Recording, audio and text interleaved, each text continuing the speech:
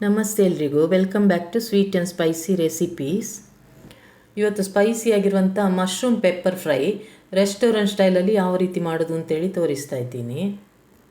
ಅದಕ್ಕೆ ನಾನಿಲ್ಲಿ 200 ಗ್ರಾಮ್ನಷ್ಟು ಮಶ್ರೂಮ್ ತೊಗೊಂಡಿದ್ದೀನಿ.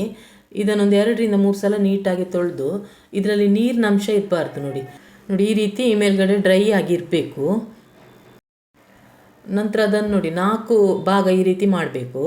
ದೊಡ್ಡ ಮಶ್ರೂಮ್ ಆಗಿದ್ದರೆ ಈ ರೀತಿ 4 ಭಾಗ ಮಾಡಿ, ಚಿಕ್ಕದಾಗಿದ್ದರೆ 2 ಭಾಗ ಮಾಡ್ಕೊಳ್ಳಿ.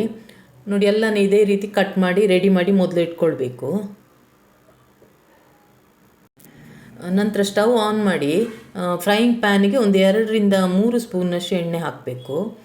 ಅದಕ್ಕೆ ಚಿಕ್ಕದಾಗಿ ಕಟ್ ಮಾಡಿರುವಂಥ ಬೆಳ್ಳುಳ್ಳಿ 3 ಸ್ಪೂನ್ನಷ್ಟು ಹಾಕ್ಕೊಳ್ಳಿ, ಜಾಸ್ತಿ ಹಾಕ್ಕೊಳ್ಳಿ, ಚೆನ್ನಾಗಿರುತ್ತೆ. ನಂತರ 2 ಸ್ಪೂನ್ನಷ್ಟು ಶುಂಠಿ, ಇದನ್ನು ಚಿಕ್ಕದಾಗಿ ಕಟ್ ಮಾಡಿ ಸೇರಿಸ್ಕೊಳ್ಳಿ. ಇವಾಗ ಈ ಬೆಳ್ಳುಳ್ಳಿಯ ಕಲರ್ ಚೇಂಜ್ ಆಗೋ ತನಕ ಮೀಡಿಯಮ್ ಫ್ಲೇಮಲ್ಲಿ ಇಟ್ಕೊಂಡು ಫ್ರೈ ಮಾಡ್ಕೊಳ್ಬೇಕು. ಇದೆಲ್ಲ ಪ್ರೊಸೀಜರ್ ನಾವು ಮೀಡಿಯಮ್ ಫ್ಲೇಮಲ್ಲೇ ಇಟ್ಕೊಂಡು ಮಾಡಬೇಕಾಗತ್ತೆ.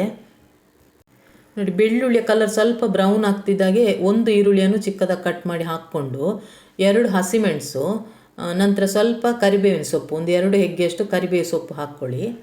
ಇವಾಗ ಈ ಈರುಳ್ಳಿ ಎಲ್ಲ ಸ್ವಲ್ಪ ಬಾಡಬೇಕು, ಅಲ್ಲಿ ತನಕ ಫ್ರೈ ಮಾಡ್ಕೊಳ್ಬೇಕು. ಈರುಳ್ಳಿ ಚೆನ್ನಾಗಿ ಫ್ರೈ ಆದ ನಂತರ ನಾವು ಕಟ್ ಮಾಡಿಟ್ಟಿರುವಂಥ ಮಶ್ರೂಮ್ ಮತ್ತು ಒಂದು ಅರ್ಧ ಸ್ಪೂನಷ್ಟು ಉಪ್ಪು ಇವಾಗಲೇ ಹಾಕ್ಕೊಳ್ಳಿ. ಹಾಕ್ಕೊಂಡು ಸಲ ಚೆನ್ನಾಗಿ ಮಿಕ್ಸ್ ಮಾಡಿದ್ರಾಯ್ತು. ನಾನು ಹೇಳಿದಾಗೆ ಇದೆಲ್ಲವನ್ನು ನಾವು ಮೀಡಿಯಮ್ ಫ್ಲೇಮಲ್ಲಿ ಇಟ್ಕೊಂಡು ಮಾಡಬೇಕಾಗತ್ತೆ. ಇವಾಗ ಚೆನ್ನಾಗಿ ಮಿಕ್ಸ್ ಮಾಡಿದ ನಂತರ ಮುಚ್ಚಳ ಮುಚ್ಚಿ ಸ್ವಲ್ಪ ಹೊತ್ತು ಬೇಯಿಸ್ಕೊಳ್ಬೇಕು. ನೋಡಿ ಒಂದು 2-3 ನಿಮಿಷ ಆಗಿದೆ. ನಾವು ಉಪ್ಪು ಹಾಕಿರೋದ್ರಿಂದ ಅದರ ನೀರು ಸ್ವಲ್ಪ ಬಿಟ್ಟು ಕೊಡ್ತಾ ಇದೆ ನೋಡಿ. ಇವಾಗ ಮತ್ತೆ ನಾವು ಒಂದು ಸಲ ಮಿಕ್ಸ್ ಮಾಡಿ ಮುಚ್ಚಳ ಮುಚ್ಚಿ ಮತ್ತೆ ಬೇಯಿಸ್ಕೊಳ್ಬೇಕು. ಇದೀಗ ಒಂದು 4-5 ನಿಮಿಷ ಆಗಿದೆ. ಅದರಲ್ಲಿದ್ದ ನೀರೆಲ್ಲ ಡ್ರೈ ಆಗಿದೆ ನೋಡಿ. ಇವಾಗ ನಾವು ಇದಕ್ಕೆ ಮಸಾಲ ಪೌಡರ್ಗಳನ್ನು ಸೇರಿಸ್ಕೊಳ್ಬೇಕು. ಅರ್ಧ ಸ್ಪೂನ್ನಷ್ಟು ಚಿಲ್ಲಿ ಪೌಡರ್, ಅರ್ಧ ಸ್ಪೂನ್ನಷ್ಟು ಗರಂ ಮಸಾಲ ಪೌಡರ್, 1/4 ಸ್ಪೂನ್ನಷ್ಟು ಅರಿಶಿನ ಪೌಡರ್. ನಂತರ ಇದಕ್ಕೆ ಮುಖ್ಯವಾಗಿ ಹಾಕಬೇಕಾದಂಥ ಇಂಗ್ರೀಡಿಯೆಂಟು ಪೆಪ್ಪರ್ ಪೌಡರ್ 1 ಸ್ಪೂನ್ನಷ್ಟು ಹಾಕ್ಕೊಳ್ಳಿ. ನಂತರ 1 ಸ್ಪೂನ್ನಷ್ಟು ಸೋಯಾ ಸಾಸ್. ಇಷ್ಟನ್ನು ಹಾಕ್ಕೊಂಡು ಒಂದು ಸಲ ಚೆನ್ನಾಗಿ ಮಿಕ್ಸ್ ಮಾಡಿಕೊಂಡು ಮತ್ತೆ ಒಂದು 2-3 ನಿಮಿಷ ತನಕ ಬೇಯಿಸ್ಕೊಳ್ಬೇಕು.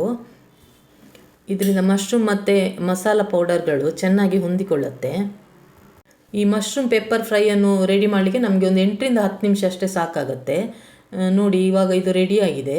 ಇದಕ್ಕೆ ನಾನೀಗ ಕೊನೆಯಲ್ಲಿ ಕೊತ್ತಂಬರಿ ಸೊಪ್ಪು ಹಾಕ್ತಾಯಿದ್ದೀನಿ. ಇವಾಗ ಇದೇ ಮಸಾಲೆ ನೀವು ರೆಡಿ ಮಾಡಿಕೊಂಡು ಇದಕ್ಕೆ ರೈಸ್ ಸೇರಿಸಿ ಮಿಕ್ಸ್ ಮಾಡಿದರೆ ಮಶ್ರೂಮ್ ಫ್ರೈಡ್ ರೈಸ್ ರೆಡಿ ಆಗುತ್ತೆ. ನಿಮಗೆ ಲಂಚ್ ಬಾಕ್ಸಿಗೆಲ್ಲ ಆ ರೀತಿ ರೆಡಿ ಮಾಡ್ಬೋದು. ನೋಡಿ ಸಿಂಪಲ್ ಆಗಿರುವಂಥ ಮಶ್ರೂಮ್ ಪೆಪ್ಪರ್ ಫ್ರೈ ರೆಡಿ ಆಯಿತು. ಇದನ್ನು ನೀವು ಪೂರಿ ಚಪಾತಿ ಜೊತೆಗೂ ಟೇಸ್ಟ್ ಮಾಡ್ಬೋದು, ತುಂಬ ಚೆನ್ನಾಗಿರುತ್ತೆ.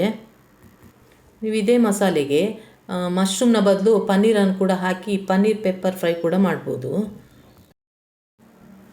ಸಿಂಪಲಾಗಿ ಕಡಿಮೆ ಖರ್ಚಲ್ಲೇ ಮನೇಲೇ ಮಾಡ್ಬೋದಾದಂಥ ಸ್ಪೈಸಿ ಮಶ್ರೂಮ್ ಪೆಪ್ಪರ್ ಫ್ರೈ ರೆಡಿಯಾಗಿದೆ. ನಿಮಗೆ ಈ ರೆಸಿಪಿ ಇಷ್ಟ ಆಗಿದ್ದರೆ ಒಂದು ಲೈಕ್ ಕೊಡಿ. ಯಾರಾದರೂ ಹೊಸಬ್ರು ನೋಡ್ತಾ ಇದ್ದರೆ ದಯವಿಟ್ಟು ಸಬ್ಸ್ಕ್ರೈಬ್ ಮಾಡ್ಕೊಳ್ಳಿ. ನಿಮ್ಮ ಫ್ಯಾಮಿಲಿ ಫ್ರೆಂಡ್ಸ್ ಜೊತೆ ಎಲ್ಲ ಶೇರ್ ಮಾಡಿ. ಹೊಸ ರೆಸಿಪಿ ಜೊತೆ ಇನ್ನೊಂದು ವಿಡಿಯೋದಲ್ಲಿ ಸಿಗ್ತೀನಿ. Thanks for watching.